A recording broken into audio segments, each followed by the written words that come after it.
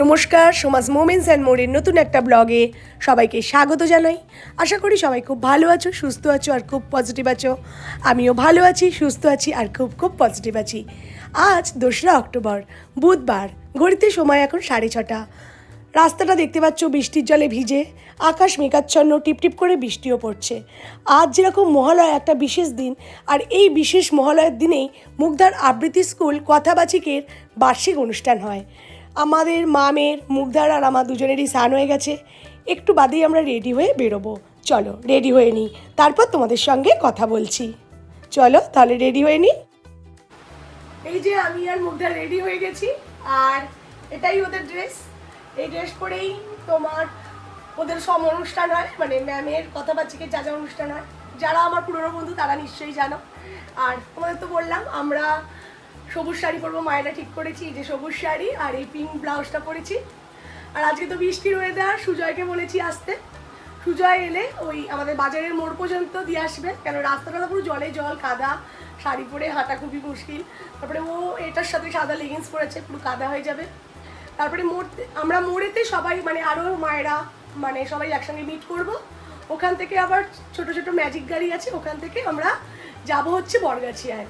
বরগাছিয়াতে মানে ম্যামের বাড়ি ওখানেই হলের মধ্যে অনুষ্ঠান হয়। চলো তাহলে যা যাক। সুজয় আর 2 মিনিটের মধ্যেই আসবে বলেছে। এখন এই 8:10 বাজে। ঠিক আছে চলো, এরপরে সবটাই তোমাদের সঙ্গে টুকটুক করে শেয়ার করব। এই যে আমাদের আরও সবাই এসে গেছে, আর এই হচ্ছে সব কটা বাচ্চা। আর আমাদের মিমি রানিও যোগ হয়েছে নতুন করে আবৃত্তিতে। কমাস হলো রে যোগ হয়েছে? 3-4 মাস হয়েছে তো। হ্যাঁ, এবারে মিমির প্রথম ফাংশন। আর মুগ্ধার এটা 2য় বছর, আর ওদের মনে হয় 3 বছর। আর এই হচ্ছে সব মায়েরা, দেখো সব সুন্দরী সুন্দরী মায়েরা। আর একে তো চেনো আলপনা, ওকেও চেনো নুপুর, একেও চেনো চম্পা। আরও একজন আসবে ভাষ্য দিদি, এলে আমরা গাড়িতে উঠবো। হ্যাঁ দিদি প্রত্যেকবার লেট করে। এই যে আর একজন এসে গেছে, এখানে দিদি এসে গেছে। এই দিদির জন্য এতক্ষণ ওয়েট করছিলাম। না বসো বসো বসো। চলো এবারে আমাদের গাড়ি ছাড়বে, যা যাক। আমরা চলে এসেছি আমাদের গন্তব্যে। প্রথমেই বাচ্চাদের র্যালি বেরোয়, র্যালি করে সমস্ত বাচ্চা যাচ্ছে। ওই যে দেখা যাচ্ছে ভবন, র্যালি করে বাচ্চারা সবাই ভবনে যাবে। আর এই যে নীল শাড়ি পরে এই হচ্ছে ম্যাম।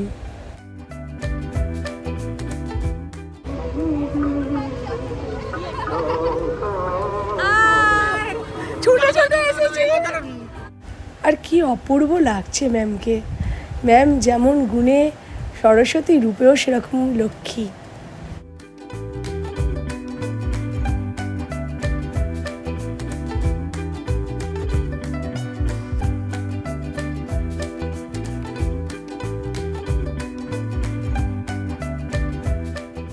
আর এই হচ্ছে ভবন, বিশ্বনাথ নিকেতন। এই ভবনেই হবে সমস্ত অনুষ্ঠানটা। এই যে সমস্ত বাচ্চা ঢুকে যাচ্ছে অনুষ্ঠানের ভবনে।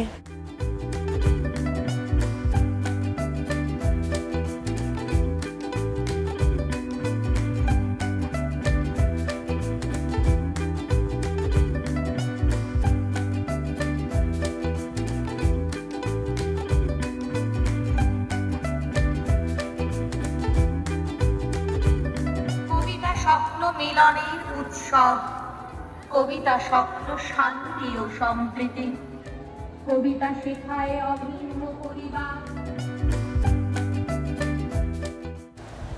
সবাই আমরা এসে গেছি। অনুষ্ঠান হবে যে মঞ্চ, তার সামনে যে বসার জায়গা হয়েছে সেইখানে। এই যে সমস্ত বাচ্চারা, তাদের বাবা মারা সবাই মোটামুটি যে যার আসন গ্রহণ করে বসেছে। আর এই যে আমি একটু আমরা মায়েরা যে বসে আছি, আমাদের নিজেদেরকেও একটু দেখিয়ে দিচ্ছি। আর ওই যে পেছন দিকে নুপুর সেলফি তুলছে।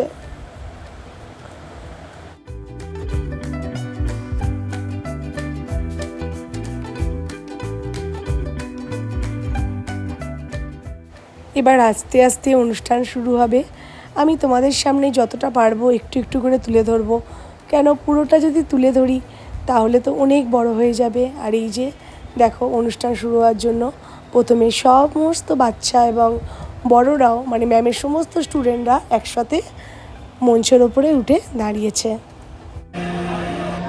নীরেন্দ্রনাথ চক্রবর্তীর শতবর্ষ উদযাপন এবং আবোল তাবোল সুকুমার রায় রচিত আবোল তাবোলের শতবর্ষ পূর্তি উপলক্ষে আমাদের অনুষ্ঠানের সূচনায় থাকছে শতকণ্ঠে নীরেন্দ্রনাথ এবং আবোল তাবোল।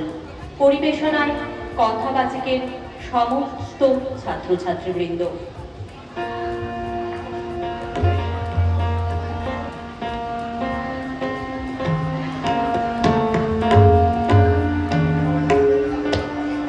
একটু আমরা মাঝখানে কথা বলতেই হয়।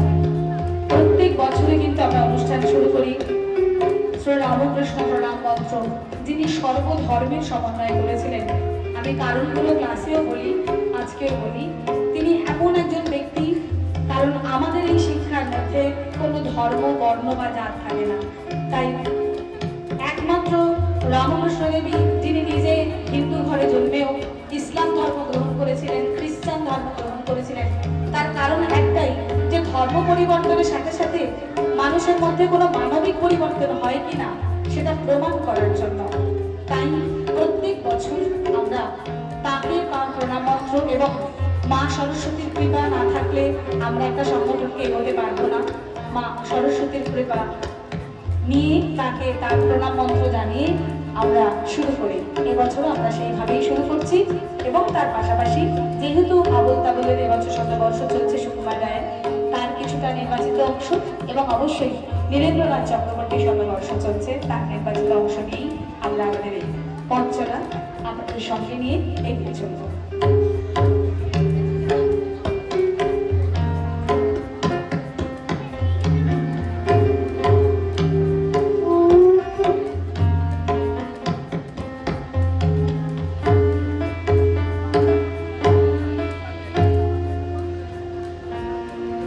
নমো স্থাপনায় চ ধর্মস্য সর্বধর্ম স্বরূপিণে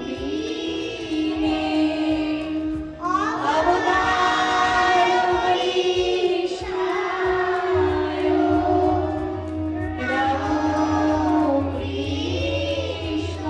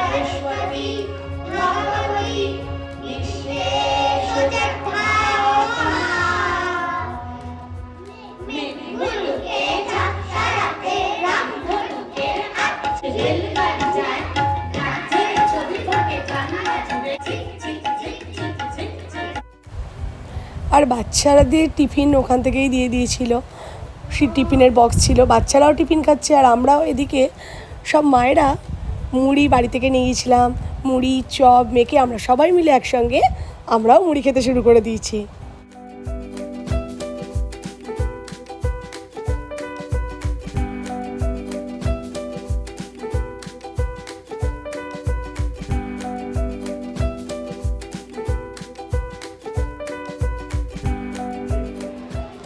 আমার দুর্গা আপন মনে নতুন সাজ দেখে প্রতিজনে।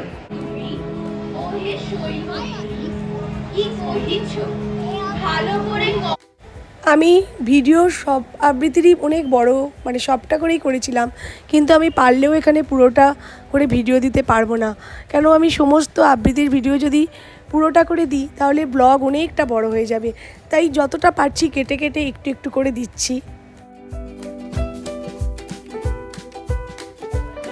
তাবেদারের দল ফিরে চলে গেলে এ পৃথিবীতে সবার মতো তুমিও বাচ্চাদের আবৃত্তি হচ্ছে, এক এক করে বাচ্চাদের এক একটা দল মঞ্চে উঠে আবৃত্তি পরিবেশনা করছে, আর মঞ্চে উপস্থিত হচ্ছেন এক এক করে বিশেষ অতিথিরা। অতিথিবর্গদের এক এক করে বরণ করে নেওয়া হচ্ছে।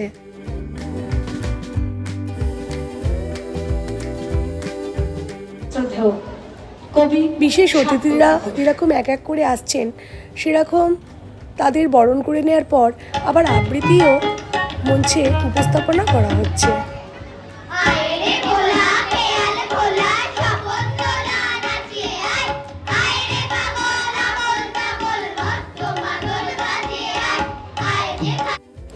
এর আগেও মুগ্ধা ছিল, আর এই দলটার মধ্যেও মুগ্ধা আছে। তোমরা বুঝতে পারবে কি জানি না, আমি জুম করে দেখানোর চেষ্টা করেছি। দেখো, চশমা পরে একদম পেছন সারিতে, যেহেতু ও লম্বা তাই ওকে পেছন সারিতে দাঁড় করানো হয়েছে।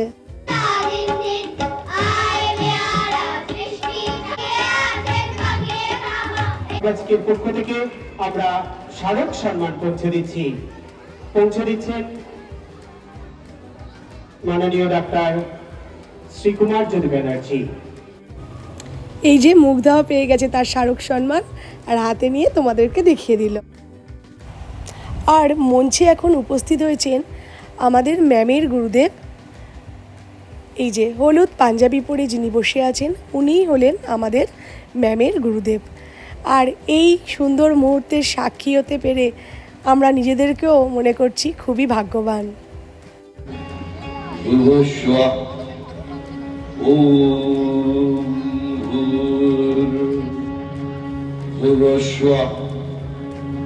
সূচিভূত অন্ধকার কোথায় পালালো? সৌর নয়, চান্দ্র নয়, আওয়ার চুল শিক্ষা তুলে কমলা মতো কৃষ্ণ চূড়ায় হলুদ ফুল। ভুল করে কি তুমি? গুরু আর শিষ্যা একই সঙ্গে। তোর এইখানে কতক্ষণ আর থাকতো বা? একটু পরেই ফিরতে হবে, এত যে তোর কি লজ্জা। লক্ষ্মী হরিণ হরিণ চৌকি, হরিণ হরিণ চৌকি বন্ধ রাখবি, দেখবি না তোর ভূগোলের কোথাও কি আমার নামটি লিখবি না, আমার নামটি লিখবি না, আমার নামটি লিখবি না। আর কোনদিন এইখানে, আর কোনদিন এইখানে আসবো কিনা কে জানে। ও মেয়ে, ও মেয়ে তুই একটু আর 30 গ্রামের বৃষ্টি হবে, আসতে যাবে গরম পার। 30 গ্রামের বৃষ্টি হবে, আসতে যাবে গরম পার। অনুষ্ঠানের মাঝামাঝি সময়ে পৌঁছে গেছি।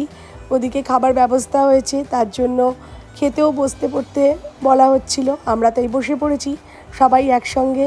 এই যে নিজেকে এবং সবাইকে একসঙ্গে ক্যামেরাবন্দি করে নিয়েছি। আর আজকের দুপুরের মেনুতে ছিল ভাত, ভেজ ডাল, পটল আলুর চিংড়ি একটা তরকারি, চিকেন, চাটনি আর রসগোল্লা। প্রত্যেকটা খাবারই ছিল খুব ভালো, খুব টেস্টি। আর সব থেকে তো ভালো লেগেছে আমার রসগোল্লাটা, এত টেস্ট ছিল।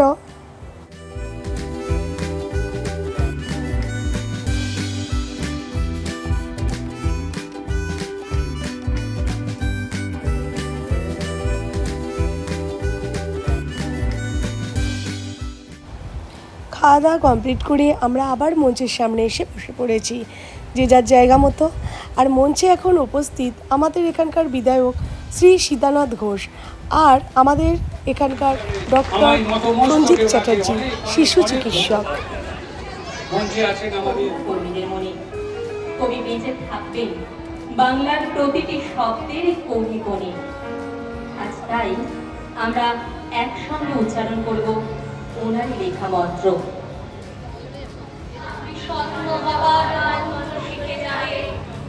একদিন সমস্ত বৃক্ষ দুঃখহীন বলতে পারবে যার, একদিন মঞ্চে এখন উপস্থিত হয়েছেন মাননীয় দেবাশিস বসু, সংবাদ পাঠক দূরদর্শনের ও বিশিষ্ট বাচিক শিল্পী। কে কে চিনতে পারছো জানি না, সাদা পাঞ্জাবি যিনি পরে আছেন উনিই হলেন দেবাশিস বসু। ছোটোবেলা থেকে ওনার সংবাদ পাঠ শুনেছি, খুব ভালো লাগতো। আর চোখের সামনে দেখে নিজেকে বেশ ভাগ্যবান বলে মনে হচ্ছে। থেকে আমরা শ্রদ্ধা দেবাশিস বসু মহোদয়কে আমরা আমাদের শ্রদ্ধা থেকে উত্তরীয়ের মাধ্যমে সম্মান পৌঁছে দিচ্ছি। শ্রদ্ধা দেবাশিস বসু, জোরে হাততালি হয়ে যাক সবাই মিলে।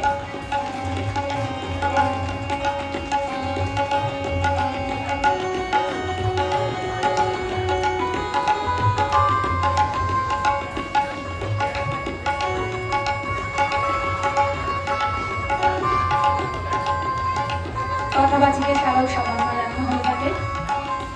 একটি চারা গাছ উপহার আমরা তার হাতে পৌঁছে দিলাম এবং একটি বই উপহার। এই বছর কলকাতা বইমেলায় এই বইটি আমার প্রকাশিত হয়েছে, সম্পাদনা করা বই। আমরা যাত্রাকে সেদিন পেয়েছিলাম, এটা আমার সৌভাগ্য। আর সেই বইটি আমি এই মুহূর্তে শ্রদ্ধা দেবাশিস বসুর হাতে পৌঁছে দিলাম।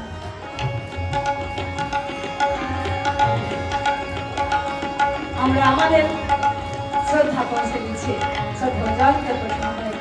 আমাদের অভিভাবক।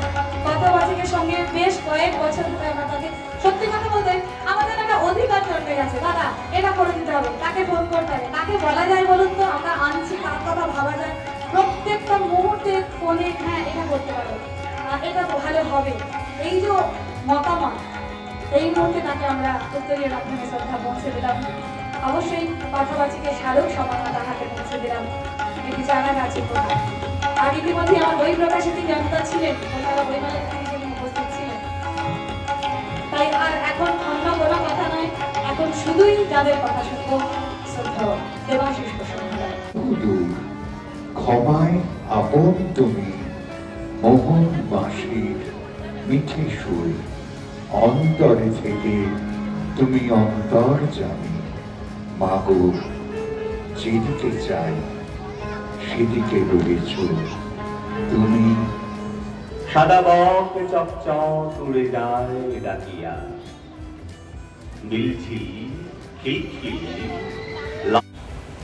মঞ্চে এখন উপস্থিত হয়েছেন তাহরিনা নাসরিন, যিনি হলেন ইংলিশ চ্যানেল বিজয়ী সাঁতারু। এই সমস্ত সাঁতারুদের প্রস্তুতি সম্পর্কে আমাদের ধারণা খুবই কম, কিন্তু আমাদের ছোট্ট একটা আমন্ত্রণে তিনি আজকে আমাদের রয়েছেন। সামনে আরো বড় বেশ কয়েকটি চ্যানেল তিনি জয় করতে চলেছেন, তার পরিকল্পনা এবং তার প্র্যাকটিস চলছে। এমন একজন মানুষ, আমাদের পক্ষ থেকে শুরুতেই তাকে শ্রদ্ধা জানাই।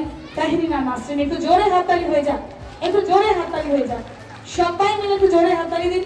আমার কাছে আমার কথাবাচিক পরিবারে অনেক অনেক মুসলিম ছাত্রছাত্রী রয়েছে। আমি প্রথমেই বলেছি, শুরু করেছি আমরা যে মন্ত্রোচ্চারণের মধ্যে দিয়ে, যার কাছে যিনি একা নিজে হিন্দু ধর্মে জন্মগ্রহণ করেও তিনি নিজে ইসলাম ধর্ম গ্রহণ করেছিলেন, তিনি নিজে খ্রিস্টান ধর্ম গ্রহণ করেছিলেন। আমরা প্রত্যেক বছর অনুষ্ঠান শুরু করি কিন্তু শ্রী রামকৃষ্ণ প্রণাম মন্ত্র দিয়ে, কারণ তিনি এমন একজন মানুষ সর্বধর্মের সমন্বয় করতে চেয়েছিলেন।